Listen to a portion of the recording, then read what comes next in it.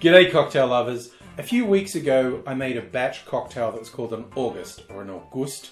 It was created by the bar manager at a place in London called Henri. It was interesting because you used a whole jar of jam in it, and it was the jar of jam and bourbon and a bit of sweet aperitivo, sweet vermouth, a strawberry liqueur. You put all those ingredients in a jar and leave it for a week, giving it a shake every day or so, just to make sure it's all going in there, and then strain out the jam. I took it one step further, and after having it in the jar for a week and I strained out the jam, then I put the cocktail in one of my little barrels for a week just to see if it'd pick up a bit more flavor and really have all those flavors integrated.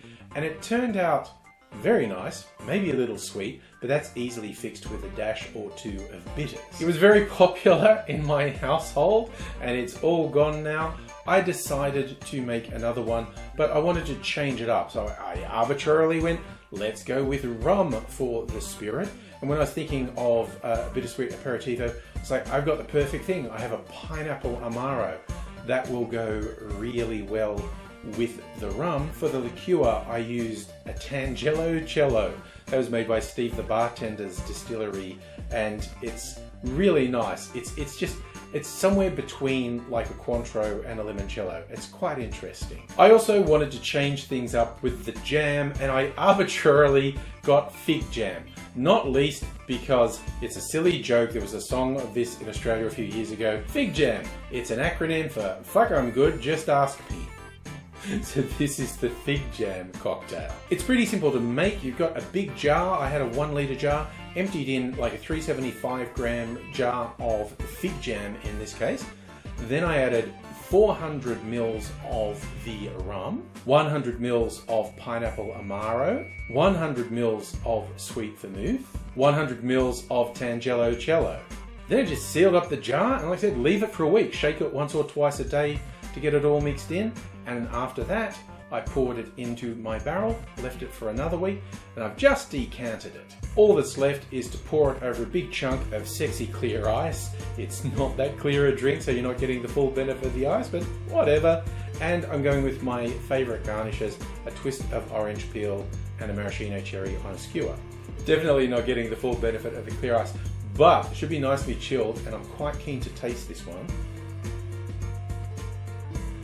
I think this is better than the first one. Oh, it's not as sweet, although it's quite sweet. Give a little stir. One more taste.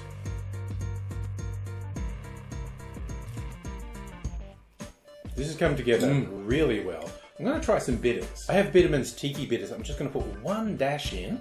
We'll give it a little bit of a stir. The Tiki bitters has quite a strong flavour, so I'm just going with one dash. Ooh, yeah, I think that's actually improved it. Oh, this is awesome. This is a really sweet drink. I'm thinking that maybe something else to dilute it. This would possibly be very good as a highball topped with soda. I might try it that way another time. But if you like sweet cocktails, this is delicious. This is so tasty. I really like this.